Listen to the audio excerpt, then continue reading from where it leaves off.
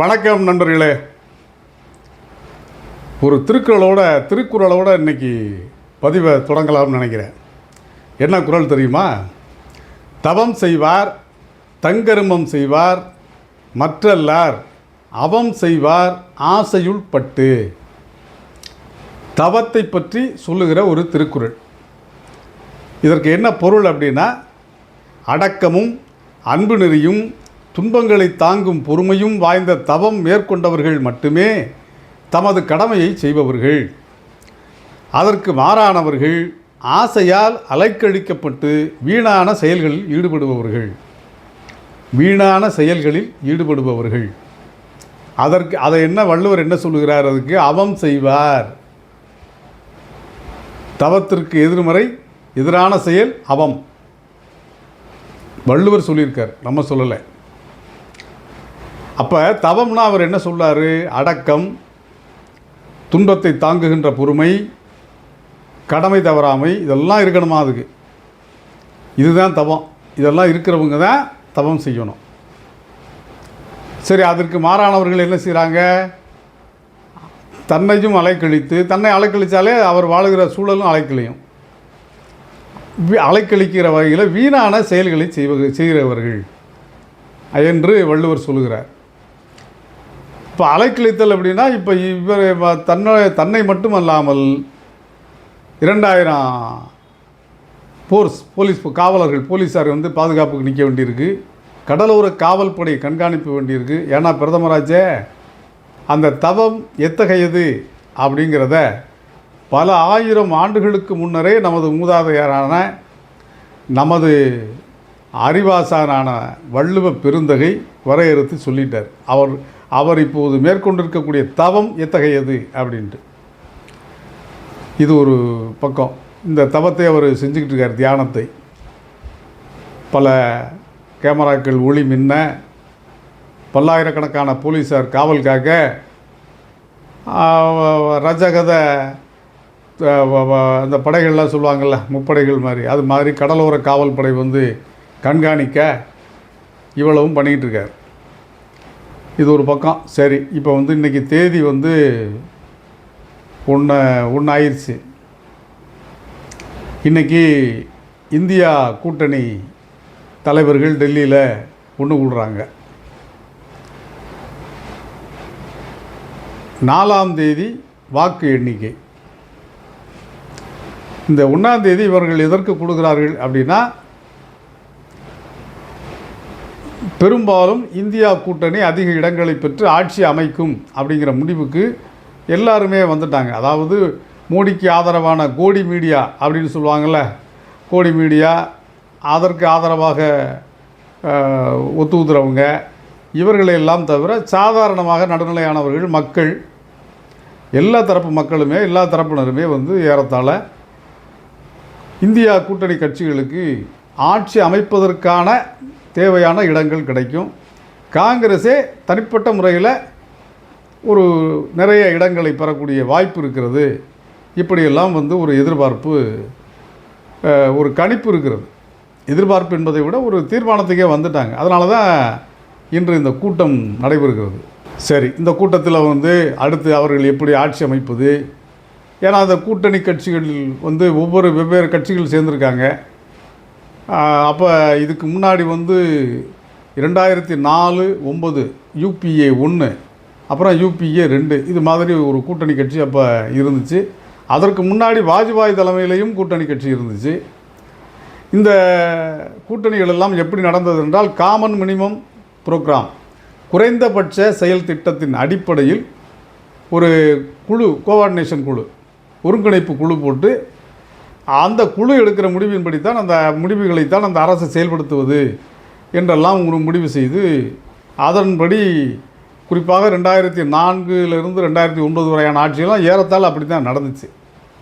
தனிப்பட்ட முறையில் காங்கிரஸ் கட்சியோ அல்லது பிரதமர் மட்டுமோ ஒரு முடிவை எடுத்து செயல்படுத்தின பழக்கம் இல்லை. இப்போ ஒரு கூட்டு முடிவாகத்தான் எந்த ஒரு நடவடிக்கையும் இருந்துச்சு. குறிப்பாக இடதுசாரிகள் அந்த ஆட்சிக்கு வெளியிலிருந்து ஆதரவு கொடுக்கக்கூடிய சூழல் அப்போ இருந்துச்சு. இந்தியாவிலே முதல் முறையாக ஏறத்தாழ 60 இடங்களுக்கு மேல் அவர்கள் பெற்று அவர்கள் அந்த ஆட்சிக்கு ஆதரவு கொடுத்தார்கள். அவர்களுடைய ஆலோசனைகள் முக்கியத்துவம் பெற்றன ஆட்சியில். அதெல்லாம் ஒரு நல்ல சூழல். அப்போ ஒரு கூட்டாட்சி எப்படி நடக்கணுங்கிறதுக்கு அந்த ஒரு 2004 2009 வரையிலான அந்த அரசு UPA 1 பிரதமர் மன்மோகன் சிங் தலைமையிலான அந்த அரசு வந்து உதாரணம் அப்படின்ட்டு எல்லா அரசியல் விமர்சகர்களும் சொல்கிறாங்க. அதை போல் இப்போதும் ஒரு அரசு அமைய வாய்ப்பு இருக்கிறது அப்படிங்கிறது தான் இப்போ எதிர்பார்ப்பு. சரி, இன்றைக்கி 1ஆம் தேதி இன்னொன்று நடக்கும். என்ன நடக்கும்னா எக்ஸிட் போல், அதாவது வாக்களித்தவுடன் வெளியில் வர்றாங்கல்ல அவர்களிடம் வந்து நீங்கள் எந்த கட்சிக்கு ஓட்டு போட்டீங்கன்னு கேட்டு அந்த முடிவை வெளியிடுவது. வாக்குப்பதிவிற்கு பிந்தைய வாக்கெடுப்பு கணிப்பு, தேர்தல் கணிப்பு அப்படின்னு இதை சொல்கிறாங்க. அப்படின்னா வாக்கு போட்டவங்கள்ட்ட கேட்குறது, இதை வைத்து ஒரு முடிவுக்கு வருவது. இந்த கட்சிக்கு இன்னென்ன இடங்கள் கிடைக்கும் அப்படின்னு சொல்லி, இது ஏற்கனவே மற்ற அந்த 6 கட்ட வாக்குப்பதிவில் எடுத்து வச்சுருப்பாங்க. இன்று நடைபெறக்கூடிய அந்த வாக்குப்பதிவில் மாலை கேட்டுட்டு உடனடியாக அதை வெளியிடுவாங்க. சரி, இந்த எக்ஸிட் போல் அப்படின்னு சொல்லி நேற்றே சோசியல் மீடியாவில் ட்ரெண்டாக ஆரம்பிச்சிருச்சு. எப்படி ட்ரெண்ட் ஆயிடுச்சு அப்படின்னா, பெரும்பாலும் என்னென்னா நம்ம இவங்க இந்த கோடி மீடியாக்கள் அல்லது பாரதிய ஜனதாவுக்குன்னு ஒரு பாணி இருக்குல்ல, அவங்களுக்குன்னு பாரத பண்பாடு அப்படின்னு அதை தான் சொல்லுவாங்கன்னு நினைக்கிறேன் நான். ஒரு இழிவான வார்த்தைகள், எல்லாரையும் இழிவுபடுத்துறது, எதிர்கட்சிகளை பூரா கேவலப்படுத்துறது, இப்படியான வார்த்தைகளில். ஏன்னா எக்ஸிட் போல் வந்து அவங்களுக்கு தான் நிறைய இடம் வருமா, அதை வந்து அவங்க நேற்றே கண்டுபிடிச்சிட்டாங்க. இப்போ நம்மெல்லாம் தெரியலை, அதாவது நேற்று முந்தினவே கண்டுபிடிச்சிட்டாங்க. அதாவது எக்ஸிட் போலில் வந்து என்ன வரப்போகுது அப்படிங்கிறது நமக்கு உண்மையிலே தெரியல, அவங்கெல்லாம் சொன்னால் தான் தெரியும். அதாவது பெரும்பாலும் பெரிய ஊடகங்கள் எல்லாமே அவர்கள் கையில் தான் இருக்குது, அவர்களுடைய நண்பர்கள் கையில் தான் இருக்கிறதுனால அவர்கள் தீர்மானிக்கிற முடிவை தான் அவங்க சொல்லுவாங்க. இப்போ அதை ஒரு மாதிரியாக சொல்லுவாங்க, நேரடியாக இல்லாமல். இது நாம் அறிந்த செய்தி தான். ஆனால் இதையெல்லாம் தாண்டி இந்த பாரதிய ஜனதா அதனுடைய ஆதரவாளர்களுக்கு எக்ஸிட் போல் எப்படி சொல்ல போகிறாங்க, என்ன வரும் அப்படிங்கிறது நேற்றே தெரிஞ்சிருச்சு, அவங்களுக்கு முன்னக்கூட்டியே தெரிஞ்சிருச்சு. அதனால் அவங்க வழக்கம் போல் அவர்களுடைய அந்த ஒரு நாகரிகம் மிக்க மொழி, நாகரிகம் மிக்க முறையில் வந்து அதை சோசியல் மீடியாவில் அவர்களுக்கே உரிய பண்பாட்டின் அடிப்படையில் அதை வந்து ட்ரெண்ட் பண்ணுறதுங்கிறாங்கள, அது வந்து இன்றைக்கு அதான் ட்ரெண்டிங்கில் போயிட்டுருக்கு அப்படிம்பாங்க, வைரல் ஆகிறது. இப்படியெல்லாம் ஒரு சில பண்பாடுகள் இருக்குல்ல சோசியல் மீடியாவுக்குன்னு ஒரு கலாச்சாரம். அந்த கலாச்சாரத்தின்படி அதை பண்ணிட்டாங்க. எக்ஸிட் போல் அப்படின்னு சொல்லி போட்டு இது பண்ணாங்க. சரி, இந்த எக்ஸிட் போலில் ஏதோ ஒரு முடிவு வரும் பெரும்பாலும். ஏன்னா அவர்களுக்கு ஆதரவு ஊடகங்கள் பெரும்பாலுமே அவர்களுடைய கட்டுப்பாட்டில், ஏன்னா ஊடகங்களை சொல்ல வேண்டாம், தேர்தல் ஆணையமே அவங்க கட்டுப்பாட்டில் தான் இருக்குது அப்படிங்கிறது எல்லாருமே தெள்ள தெளிவாக சொல்லிக்கிட்டு இருக்காங்க. அப்படிங்கிற ஊடகங்கள் ஏமாத்திரம், அதுவும் அவர்களுடைய நண்பர்கள், வேண்டியவர்கள், அவர்களே பாரதிய ஜனதாவினரே அதில் இருக்கவங்க, இந்த மாதிரிலாம் நிறைய இருக்குது. அதனால் அதில் வந்து எக்ஸிட் போல் என்ன சொல்லுவாங்க, எப்படி இருந்தாலும், ஏன்னா பெருசாக மாற்றி சொல்ல முடியாது அவங்களால. ஏன் சொல்ல முடியாதுன்னா, இவர்கள் பெரிதாக நம்பிக்கொண்டிருந்த உத்தரப்பிரதேசம், பீகார், மத்திய பிரதேசம், இந்த மாநிலங்களையெல்லாம் மகாராஷ்டிராவில் தெரியும் என்ன போச்சுன்ட்டு. இந்த 2-3 ராஜஸ்தான் உட்பட இந்த மாநிலங்கள் எல்லாம் என்ன பெரிய பிரச்சனைனா, அவங்க வந்து அயோத்தி ராமர் அப்புறம் மற்ற இந்த விஷயங்கள் எல்லாம் மறந்துட்டு, அவங்களுக்கு என்ன பிரச்சனை அப்படின்னா, மனிதர்களுக்கு பசி இருக்குங்கிறது ஒன்று இருக்குல்ல. அதாவது பசி இல்லாத நேரம் பசி அமர்ந்தால் தான் மற்ற சிந்தனைகள் வரும் மனுஷனுக்கு. பசிக்கையில் எதுவும் தோணாது. உத்தரப்பிரதேசத்து இளைஞர்களுக்கு வேலை இல்லை, பசியும் பட்டினியாக நிறைய குடும்பங்கள் இருக்குது அங்கே. இது மட்டும் இல்லாமல் உள்கட்டமைப்பு ரீதியாக அந்த சமூக மேம்பாடு, ஒரு ஊர் சாலை, தண்ணீர் வசதி, கழிவிடங்கள், இதெல்லாம் கூட கிட்டத்தட்ட நம்ம தமிழ்நாட்டோடு ஒப்படையில் வந்து ஒரு 40 வருஷம் அவங்க பின்தங்கியிருக்காங்க. ஏற்கனவே பார்த்தோம், நம்ம வந்து இந்த தலைமைச் செயலம்னு ஒரு வெப்சீரிஸ், ஒரு தொடர் எடுத்தவங்க. அந்த தொடருடைய இயக்குனர் வசந்தபாலன் வந்து இங்கே பேட்டியெல்லாம் கொடுத்துருந்தார். அவர் இந்த நடிகர், அதில் நடித்த நடிகர் பரத் அப்படிங்கிறவரெல்லாம் என்ன பண்ணாங்கன்னா, வடநாட்டில் போய் பார்த்தா தாங்க தெரியுது, கொல்கத்தா மற்ற சத்தீஸ்கர் மாதிரியான இடங்களில் போய் பார்த்தா தான் வட மாநிலங்களுடைய நிலைமையில் தெரியுது. வட மாநில கிராமங்கள் என்ன அளவில் இருக்குது, எப்படி இருக்குது, எவ்வளவு பின்தங்கி இருக்குங்கிறது அங்கே போகும்போது தான் தெரியுது தமிழ்நாடு வந்து நம்ம வந்து சொர்க்கத்தில் இருக்கோம் அப்படின்னு சொல்லி அந்த வசந்தபாலன், இயக்குனர் வசந்தபாலனும் நடிகர் பரத், மற்ற அவங்க கூட நடித்த கலைஞர்கள் எல்லாருமே அதை சொன்னாங்க.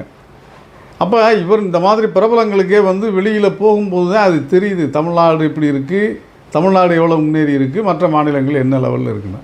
அதனால தான் அங்கேருந்து எல்லோரும் இங்கே வேலைக்கு வர்றாங்க. அது ஒரு தனி கதை, அது இருக்கட்டும். அப்போ அந்த மாதிரி இவ்வளவு ஏன் நம்ம பின்தங்கி இருக்கிறோங்கிறது இதுவரைக்கும் அவர்களுக்கு முழுமையாக ஒரு வெளிச்சம் இல்லை அவங்கள்ட்ட. ஏன்னா அவர்களுக்கு அந்த கதை அந்த அந்த உணர்வை, அந்த அறிவை மறைத்தே வச்சுருந்தாங்க அவங்க. இப்போ இவர்களாலேயே அது வந்து வெளியில் அவங்களுக்கே வந்துருச்சு. ஏன்னா இவங்க தான் அந்த சோசியல் மீடியாவை நம்பி தான் 2014, 19 எல்லாம் வந்து பாரதிய ஜனதாவும் பிரதமர் மோடி அவர்களும் தேர்தலுடைய களத்தை வந்து தீர்மானித்தார்கள். அதனுடைய விளம்பரத்தை நம்பி தான் அவங்க எல்லாம் பண்ணாங்க. எந்த டிஜிட்டல் மூலமாக, தளத்தின் மூலமாக இவர்கள் தங்களுடைய அரசியலை வெற்றிகரமாக தீர்மானித்தார்களோ அந்த டிஜிட்டல் தளமே இன்றைக்கி வந்து வட மாநில மக்களுக்கு அவர்களுடைய வாழ்நிலையை பற்றிய உண்மையை தெளிவுபடுத்தி விட்டது. இது ஒரு முக்கியமான காரணி. இந்த தேர்தலில் தாங்கள் எந்த நிலையில் இருக்கிறோம் அப்படிங்கிறத அந்த வடமாநில மக்கள் உணர்ந்து விட்டார்கள். அதனுடைய விளைவாக அவங்களுக்கு தெரியும்ல, நம்ம வாக்களிக்கலை அப்புறம் எப்படி இவ்வளவு இடம் வரும்னு கேள்வி கேட்பாங்கல்ல.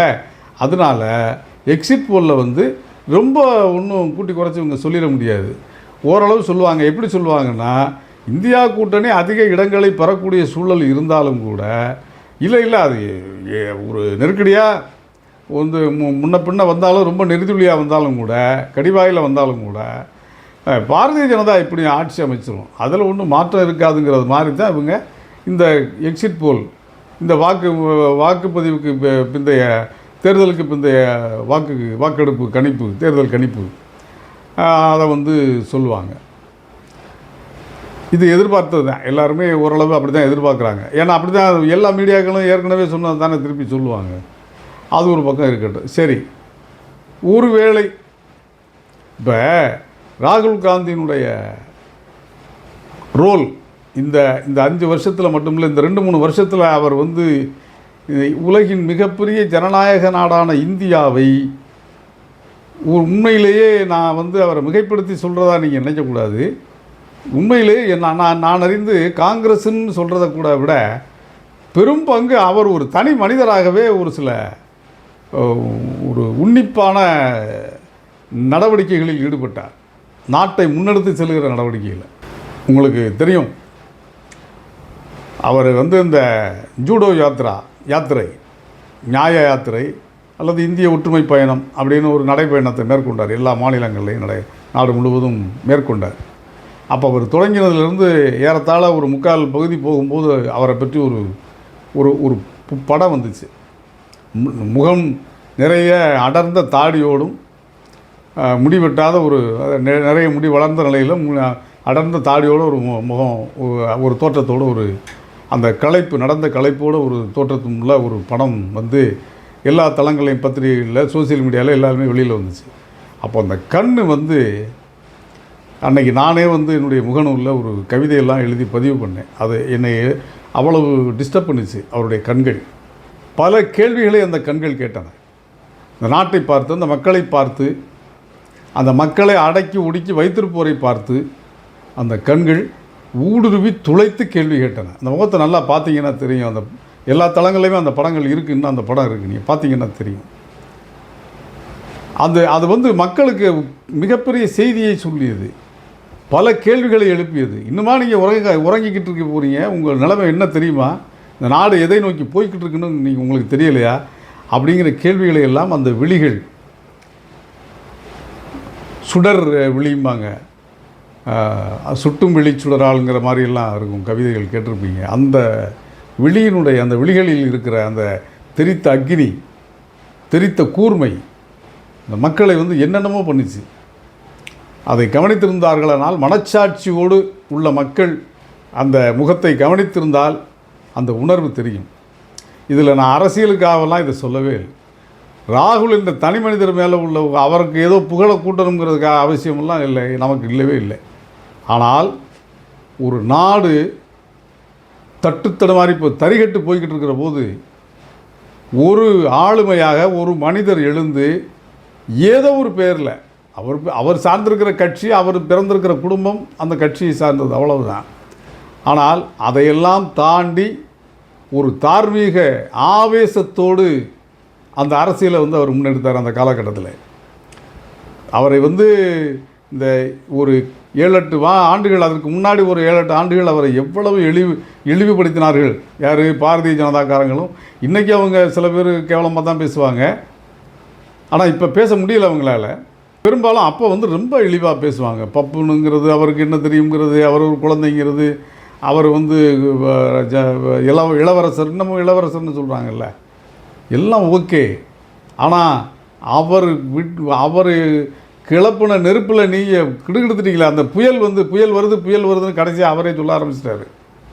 அந்த புயல் வீசலான்னு நீங்கள் குமரியில் போய் கிடக்குறீங்க தியானத்தில். ஒரு நாட்டின் பிரதமர் தேர்தல் முடிவுக்கு தேசம் காத்திருக்கிற போது ஏதோ ஒரு மூலையில் கடற்கரையில் ஒரு எல்லையோரத்தில் இருக்கிற ஒரு ஊரில் போய் அத்தனை பேரையும் நிப்பாட்டி விட்டு வணிகர்கள், அப்போ மக்கள், பொதுமக்கள் விடுமுறையினுடைய நிறைவான மாதங்க இன்றைக்கி. எல்லாம் அந்த பள்ளிகள் விடுமுறையில் கடைசியாக ஏழைப்பாளைய நடுத்தர வர்க்கத்தினரெல்லாம் அவங்களுக்கு எளிமையாக போகக்கூடிய இடம் கன்னியாகுமரி தான். அங்கே இந்த பிள்ளைகளை கூட்டிகிட்டு போயிட்டு 2-3 நாள் லீவுக்கு போயிட்டு வருவோம்னு எத்தனை பேர் திட்டமிட்டிருப்பாங்க. எவ்வளோ பெரிய இடையூறு சாதாரண மக்களுக்கு அந்த நாட்டினுடைய தலைவன் செய்யக்கூடிய செய்கையாக இது. எவ்வளவு பெரிய இடையூறு தெரியுமா? எளிய மக்களை இப்படியா துன்புறுத்துறது? நீங்கள் இந்த 10 வருஷம் படுத்தின பாடு பத்தாதா? இன்றைக்கி வேறு இந்த துன்பத்தை வேறு கொடுக்கணுமா ஐயா அந்த மக்களுக்கு? அப்படி ஒரு தலைவர் போய் ஏன் போய் இந்த குமரிமுனையில் போய் கண்ணை மூடிக்கிட்டு உட்காந்துருக்கீங்க? இப்போ ராகுல் காந்தி என்ற புயல் உங்களை அடித்து துரத்திருக்கு. அப்படி தான் அது. கேள்விகளுக்கு பதில் இல்லையே உங்கள்கிட்ட. எதையோ புலம்புனாங்க தேர்தல் பிரச்சாரத்தில். காங்கிரஸ் எழுப்பிய வேலைவாய்ப்பு பிரச்சனையோ, பொருளாதார சீரழிவை பற்றியோ, ஊழல்களை பற்றியோ, மற்ற எந்த வளர்ச்சிகளை பற்றியோ எதையாவது உங்களுக்கு அதை முறையான அவர் எழுப்பின கேள்விகளுக்கு எங்கேருந்து ஏதாவது ஒரு பதில் உங்களால் இருந்துச்சா? ஒன்றுமே இல்லை. சம்மந்தம் இல்லாமல் இந்த சில இதுகளில் இந்த படங்களில் பார்த்துருப்போம். எதிர்முனையில் ஃபோனில் பேசின திட்டுவான், இவனை அசிங்கமாக திட்டுவான். எதுக்கு ஒரு காரணத்துக்கு இவன் இந்த தனக்கு எதுக்கு நிற்கிறவனுக்கு தெரியும். ஆமாம்மா சொல்லுங்கள் இல்லை டேய் மானங்கட்டவனே, நான் உன்னை கண்ணா விடான்னு திட்டிருக்கேன், என்ன சிரிக்கிற நீ அப்படிம்பா. அது மாதிரி தேர்தல் களத்தில் ராகுல் காந்தி காங்கிரஸ் தரப்பில், இங்கே திராவிட முன்னேற்ற கழகத்தின் தரப்பில், அங்கே வட மாநிலங்களில் பீகாரில் ராஷ்ட்ரிய ஜனதா தளம் தரப்பில், ஆர்ஜேடி தரப்பில், இதில் உத்தரப்பிரதேசத்தில் சமாஜ்வாதி தரப்பில், கொல்கத்தாவில் திரிணாமுல் தரப்பில், ஒவ்வொரு இடத்துலையும் ஒவ்வொரு கட்சிகளும் இடதுசாரிகள் எவ்வளவு கேள்விகள் எழுப்புனாங்க, எத்தனை கேள்விகள் எழுப்புனாங்க. எதற்காவது இவர்கிட்ட இருந்து ஒரு பதில் உண்டா? பிரதமர்கிட்ட இருந்தோ அல்லது பாரதிய ஜனதா கட்சியின் மூத்த தலைவர்கள்ட்ட இருந்தோ, பொறுப்பில் இருக்கிறவங்கள்ட்ட இருந்தோ முறையான நேர்மையான ஒரு பதில் வந்ததுண்டா? இல்லை. அவதூறுகள் தான், எல்லாம் அவதூறு தான். அதில் உங்கள் சொத்தை பறித்து, ஓபிசி சொத்தை பறித்து முஸ்லீம்கள்ட்ட கொடுத்துருவாங்க. இது அரசியல் சாசனம். இவங்க அரசியல் சாசனத்தை முஸ்லீம் லீக்குக்கான அரசியல் சாசனமாக மாற்றிடுவாங்க. ஏதோ தேசப்பற்றுனா இவங்க தான் அதுக்கு குத்தகை எடுத்த மாதிரி, காங்கிரஸுக்கும் தேசப்பற்றுக்கும் தொடர்பே இல்லாத மாதிரியெல்லாம் பேசுகிறது.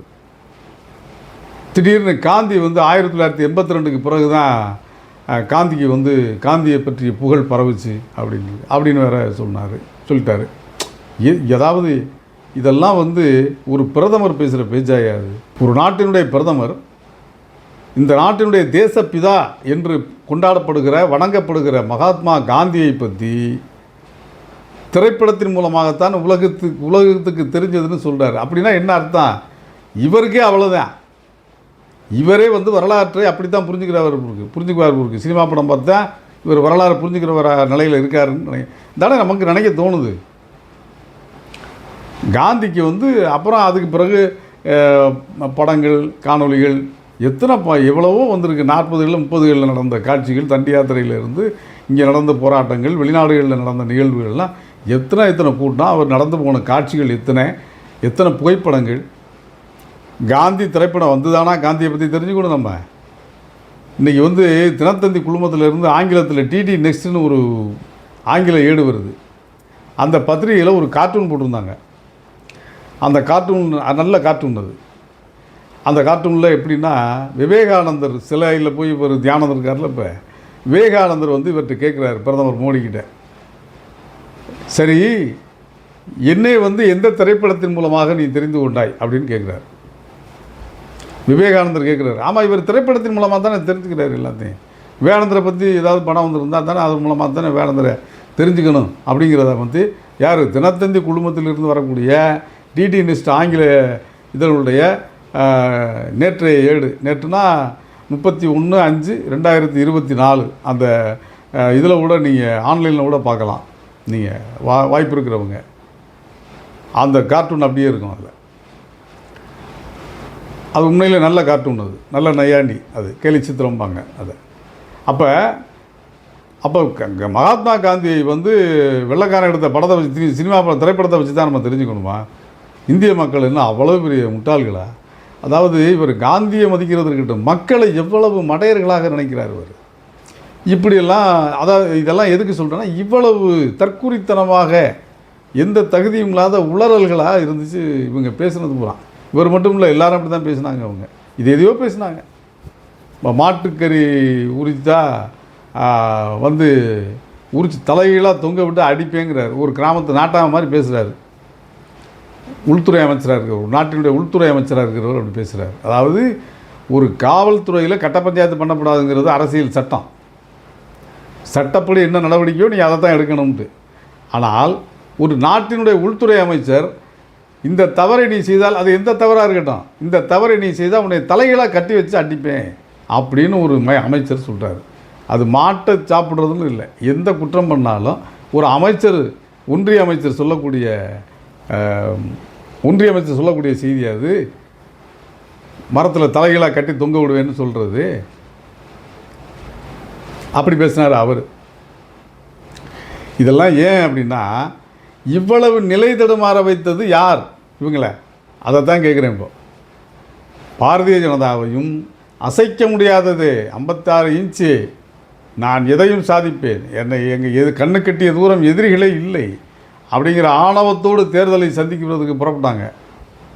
என்ன ஆச்சு? முதல் கட்ட தேர்தலே நொறுங்கிருச்சு, நடுங்கிட்டாங்க, கிடுக்கிடுத்துட்டாங்க. ஆளுக்கு ஒரு பக்கம் ஓடி தலை தெரிச்சு ஓடி என்ன வாயில் வருதுன்னே தெரியாமல் உளர ஆரம்பிச்சிட்டாங்க. அந்த நிலைக்கு, அந்த நெருக்கடிக்கு தள்ளியவர் யார்? ராகுல் காந்தி, மற்ற கூட்டணி கட்சிகள். அந்த கூட்டணி கட்சிகளை ஒருங்கிணைக்கிற விசையாக, அரசியல் விசையாக இருந்தவர் ராகுல் காந்தி. அவர் ஒரு புவியீர்ப்பு விசை வேணும் எதுக்குமே, அது ராகுல் காந்தி. இப்போ இங்கே வந்து திராவிட முன்னேற்ற கழக தலைவரும் மாண்புமிகு முதலமைச்சர் அவர்கள் மு.க. ஸ்டாலின் அவர்கள் வந்து மிக தீவிரமான பிரச்சாரத்தை, ஒரு மாதம் வந்து கேள்விகளை அடுக்கினார். அவர் மிக கடுமையான கேள்விகளை முன்வைத்தார். எதுக்குமே பதில் கிடையாது. இங்கே பல முறை வந்தார், 8 முறையே என்னமோ வந்தார். எதற்குமே அவர் கேட்ட கேள்விக்கு பதில் கிடையாது. அவதூறு தான், அவங்க மேலேயும் அவதூறு தான். திமுக மேலேயும் அவர் முதலமைச்சர் மேலேயுமே அவதூறுகளை தவிர கேட்ட கேள்விக்கு பதில் கிடையாது. ஏன் எங்களுக்கு நிதி தரல, பதில் சொல்ல கிடையாது. இன்னென்ன விஷயங்களை ஏன் செய்யலை, பதில் கிடையாது. ஏதோ காரணத்தை சொல்லிக்கிட்டு இருந்தாங்க இந்த நிதியமைச்சர் இவர் எல்லாமே. அது ஒரு பக்கம். இதையெல்லாம் தாண்டி அடுத்தடுத்த கட்டங்களில் இவரை நிலைகுலைய வைத்தது தான் ராகுல் காந்தி. அப்போதே வென்று விட்டார். அதைத்தான் சொல்ல வரேன். ராகுல் காந்தி இவர்கள் தொடங்கும் போது இருந்த நிலை வேறு, இந்த தேர்தல் தொடங்கும் போதே இவங்க நினச்சிக்கிட்டு இருந்தது வேறு. அதற்கு முன்னாடி ராகுல் காந்தி அவர்களை இவர்கள் விமர்சித்த விதம்,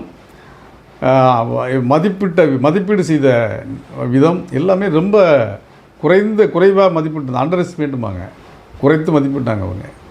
ஆனால் அவர் இவங்களை ஓட விரட்டிட்டார். தாக்கு பிடிக்க முடியல இவங்களால், அந்த அளவுக்கு விரட்டிட்டார்.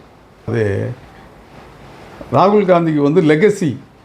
அதாவது அவர் வந்து நேரு, இந்திரா காந்தி அம்மையார், ராஜீவ் காந்தி, சோனியா காந்தியுடைய மகன், இப்படி அவருக்கு ஒரு லெகசி இருக்குது, ஒரு பாரம்பரியம் இருக்குது. இந்த பாரம்பரியம் அவர் மீது சுமத்தி இருக்கக்கூடிய அடையாளத்தையும் அவர் டக்குன்னு இறக்கி வச்சிட முடியாது, அதிலிருந்து வெளியில் வர முடியாது. இது ஒன்று. இன்னொரு பக்கம் காங்கிரஸுக்குன்னு ஒரு இயல்பான குணம் உண்டும்பாங்க.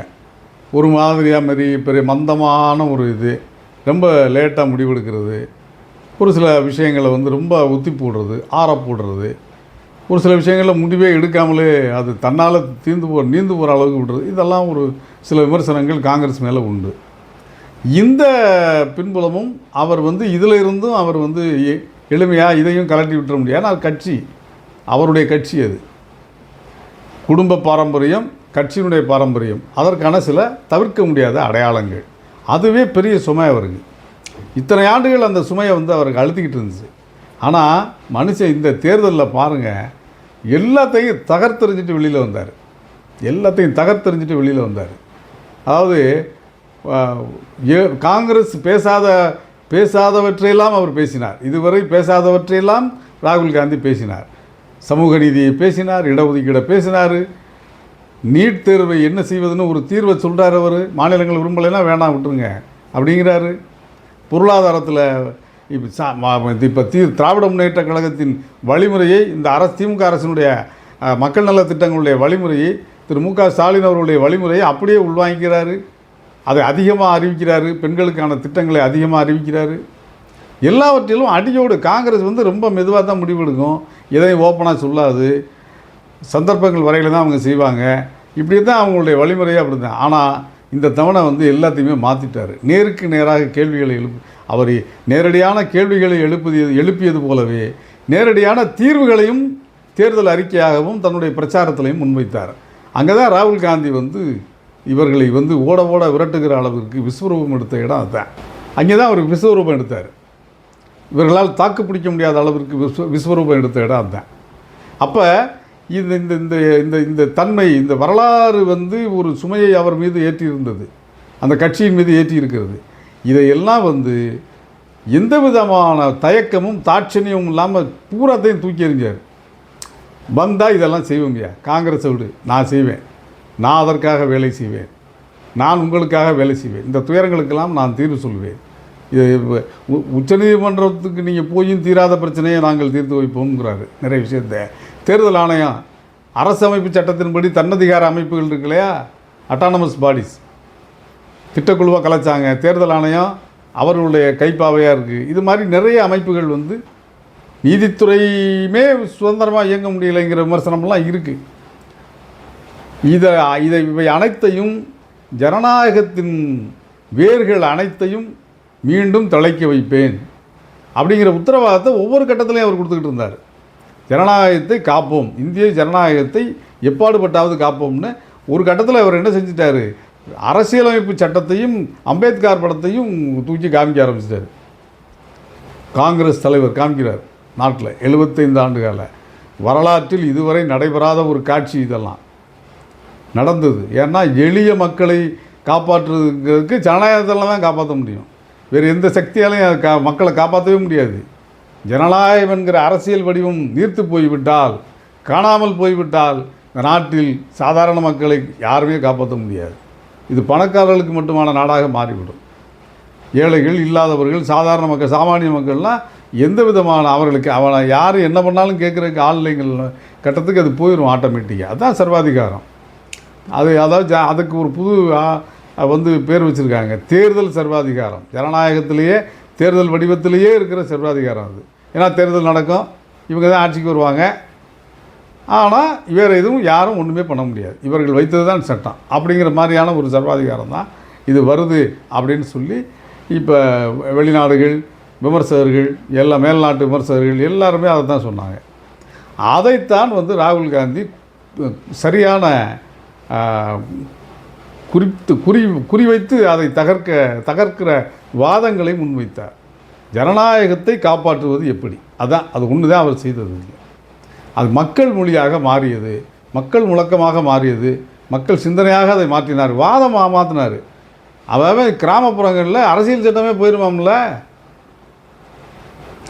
இந்த இடஒதுக்கீடெல்லாம் காலி பண்ணிடுவாங்களாம்லப்பா, இப்படி பேச வச்சுட்டாங்க. தமிழ்நாட்டில் இப்போ ஏற்கனவே திமுக பண்ண பிரச்சாரத்தில் அது பேசு பொருளாச்சு. இந்தியா முழுமைக்கும் ராகுல் காந்தி பேச வைத்தார். அது எவ்வளோ பெரிய செய்தி அது. அதை அவர் செய்தார். அதன் மூலமாகத்தான் பாரதிய ஜனதா வந்து தன்னுடைய வேலை திட்டங்களை எல்லாம் அவங்களுடைய வேலை திட்டம் என்னங்கிறது உலகத்துக்கே தெரியும். அப்புறம் என்ன பண்ணாங்க, ஐயோ நாங்கள் இடஒதுக்கீடுக்கு எதிரில்லை, ஐயோ நாங்கள் முஸ்லீம்களுக்கு எதிரில்லை, ஐயோ. அதாவது என்ன ஆச்சு அப்படின்னா, இப்போ டிஃபென்ஸு இதுக்கு போயிட்டாங்க அவங்க. ராகுல் காந்தி ஏறி அடிக்கிறதுங்கிறாங்கல்ல, அஃபென்ஸ், அதுக்கு போயிட்டார். இவங்க டிஃபென்ஸில் இடத்துக்கு போயிட்டாங்க. இப்போ டிஃபென்ஸினுடைய எல்லைக்கே போயிட்டார் மோடி, குமரி முனைக்கே போயிட்டார். தன்னை பாதுகாத்துக்கிறதுக்கான எல்லைக்கு போயிட்டார், மூளைக்கு போயிட்டார், அங்கே போயிட்டார். அந்த மூளைக்கு அந்த நெருக்கடிக்கு, அந்த விளிம்புக்கு ராகுல் காந்தி பிரதமர் மோடி அவர்களை தள்ளிவிட்டார். இது எதுக்கு சொல்ல வரோம்னா, இப்போ இந்த எக்ஸிட் போலில் வந்து இவங்க ஏதோ ஒன்று சொல்லுவாங்க. ஒருவேளை இந்த இழுபறிக்கு மேலே இந்த பாரதிய ஜனதா எல்லா சித்து வேலைகளையும் பண்ணுவாங்க, எல்லா எல்லைக்குமே போவாங்கன்னு சொல்கிறாங்க அவங்க. அதாவது ஒருவேளை போதிய இடங்கள் கிடைக்கலைன்னா கூட அவ்வளோ எளிமையாக வந்து பதவியை விட்டு போயிட மாட்டாங்க. இராணுவ தளபதியினுடைய, முப்படை தளபதியினுடைய பதவியெல்லாம் ஒரு மாதம் நீட்டிச்சிருக்கிறதுனால இராணுவ ஆட்சியை கூட அவங்க அறிவிப்பாங்க. இது எல்லாமே மக்கள் எல்லாத்தையும் பேசுகிறாங்க. எல்லா மக்கள் இல்லாமல், மக்கள் மட்டும் இல்லாமல் விமர்சகர்கள், அரசியல் நோக்கர்கள் எல்லாருமே, பத்திரிகைக்காரங்க, இது சிவில் மூமெண்ட், அதாவது இந்த மக்கள் சார்ந்த இயக்கங்கள், உரிமை இயக்கங்கள் எல்லாருமே பேசுகிறாங்க, வாதம் பண்ணிக்கிட்டு தானே இருப்பாங்க. ஏன்னா யாரும் நிம்மதியாக இருக்க முடியாது. 4ஆம் தேதிக்கு பிறகு என்ன நடக்குதுன்னு ஒரு நாடு வந்து இவ்வளவு மோசமான தேர்தலை சந்தித்ததே இல்லை இது வரைக்கும் நாடு அப்படின்னு சொல்லி கேரவன் பத்திரிகை எழுதியிருக்காங்க. இந்தியா வந்து இவ்வளவு கேவலமாக, இவ்வளவு ஒரு டென்ஷன், அதாவது என்ன நடக்குமோ தெரியல, குண்டு வெடி இந்த படங்களில் டிக் டிக் டிக்னு சவுண்டு வரும் பாருங்க, அந்த அளவுக்கு பதைபதைப்பும் த்ரில்லுமாக ஒரு சூழ்நிலையில் ஒரு நாட்டையே விளிம்பில் நிப்பாட்டுற மாதிரியான ஒரு பயங்கரமான உணர்ச்சியை வந்து எந்த தேர்தலும் இது வரைக்கும் கொடுத்ததில்லை அப்படிங்கிற அளவுக்கு கேரவன் ஒரு பெரிய இதழில் வந்து, அந்த ஆங்கில இதழில் ஒரு விரிவான கட்டுரை எழுதியிருக்காங்க. அதில் நிறைய செய்திகள் சொல்லியிருக்காங்க. ஆனால் இந்த நிலையில் தான் சரி, அது என்ன நடந்தாலும் இப்போ என்ன இதில் சரி அப்படின்னா நம்ம ஒன்றுமே வழி இல்லையாங்கிறது இல்லை. நிச்சயமாக இந்திய ஜனநாயகத்தை இவங்க நினைக்கிற மாதிரி எளிமையாகவெல்லாம் தகர்த்து விட முடியாது. ஏன் அப்படின்னா, அந்த அடித்தளத்தை, அந்த வலிமையை ராகுல் உருவாக்கி விட்டார். ராகுல் ஏற்படுத்திய அந்த அரசியல் விவாதம் இருக்கு இல்லையா, அந்த கருத்தியல் இருக்கு இல்லையா, அது ஒரு அடித்தளத்தை, வலுவான அடித்தளத்தை மீண்டும் உயிர்ப்பித்து விட்டது இந்திய ஜனநாயகத்தில். எல்லாரும் பேச ஆரம்பிச்சிட்டாங்க, எல்லாரும் வாதிக்க ஆரம்பிச்சிட்டாங்க. எல்லா அரசியல் தலைவர்களும் ஜனநாயகத்தை காக்க வேண்டும் என்கிற ஒரு இடத்துக்கு பாரதிய ஜனதாவை தவிர, அல்லது அவர்களுடைய ஆதரவாக இருக்கக்கூடிய கட்சிகளை தவிர மற்றவங்க எல்லாருமே இன்றைக்கி வந்துட்டாங்க. ஆதரவாக இருக்குங்கிறது கட்சிக்கே இப்போ பேரே தெரியல. அந்த இவர் கர்நாடகாவில் அந்த ஆளை கைது பண்ணிட்டாங்க, மதச்சார்பற்ற ஜனதாதளத்தில். இன்னொருத்தர் நிதிஷ்குமார் இருக்கார், அவர்கிட்ட அந்த கட்சி என்ன லெவலில் இருக்குன்னு யாருக்கும் தெரியாது. இதுதான் அவர் கூட்டணி, பாரதிய ஜனதாவோடு இருக்க கூட்டணி. அந்த மாதிரி சில பேரை தவிர இந்தியாவில் வேறு யாரும் இவங்களை ஆதரிக்கலை. அப்படிங்கிறபோது இவங்க எப்படி ஜெயிக்க முடியும்?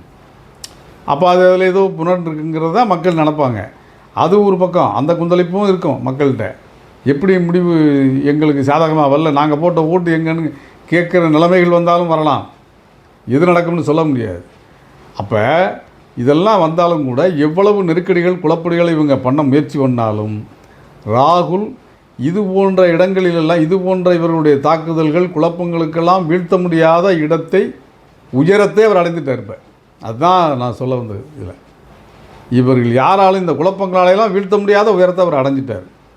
ஆமாம், நிச்சயமாக அவ்வளவு எளிமையாக அவர் இப்போ அந்த அளவுக்கு மக்களை திரட்டிட்டார். மக்களுடைய மைண்டில், உளவியலில் அவர் ஜனநாயகம் அப்படிங்கிற அந்த சிந்தனையை ரொம்ப பரவலாக்கிட்டார். அவருடைய பிரச்சாரங்கிறது அதுதான். அவருடைய பிரச்சாரம்னா அவர் மட்டும் இல்லை, அவரை சார்ந்த எல்லாரும், மல்லிகார்ஜுன கார்கே, பிரியங்கா, சோனியா மேடம், சோனியா அம்மையார், இந்த மாதிரி அது சார்ந்த எல்லாரும், மற்ற கட்சிக்காரங்க. ஒரு பக்கம் அவர் அகிலேஷ் யாதவ், இங்கே தேஜஸ்வி பீகாரில், திரிணாமுல் காங்கிரஸ் இங்கே அந்த மமதா பானர்ஜி தனித்தனியாக இருக்காங்க, ஆனால் பண்ணிகிட்டு இருக்காங்க. இப்போ ஒடிசாவிலுமே என்ன, அவர் கூட்டணி இந்தியா கூட்டணியில் சேரலையே ஒழிய, நவீன் பட்நாயக் சேரலையே ஒழிய, அங்கே இந்த பாண்டியன் தமிழர்களை இழிவுபடுத்தி சாவியை எடுத்துகிட்டு இருந்தாங்க. அந்த சாவியை தேடி தான் இங்கே வந்திருக்காருன்னு இப்போ கிண்டல் அடிச்சிட்டு இருக்காங்க எல்லோரும். எந்த சாவியை? ஒடிசாவில் உள்ள பூரி ஜெகநாதர் கோயில் கருவறை சாவியை தமிழர்கள் திருடிட்டு போயிட்டாங்கன்னு சொன்னாரே பிரதமர் மோடி, அந்த தமிழ்நாட்டுக்கு தான் இப்போ அவர் வந்திருக்கார் தியானம் பண்ணுறதுக்கு. எவ்வளவு கேவலம்! ஒரு நாட்டை, ஒரு மாநிலத்தை, அந்த மக்களை அவ்வளவு இழிவாக திருடர்கள் என்று சொல்லிட்டு அதே தமிழ்நாட்டுக்கு அவர் வந்து உட்கார்ந்து தியானம். எப்படி உங்கள் மனசில் அமைதி இருக்கும்? இவ்வளவு கேவலமாக ஒரு மக்களை பேசிட்டு அந்த மக்களுக்கு மத்தியிலே வந்து தியானம் பண்ணுறாராம் அவர், அமைதியாக இருந்து. நல்ல நல்ல தியானம் அது. அது எப்படி இருக்கும்னா அது ரைட்டு, அது ஒரு தியானம் பண்ணுறாரு.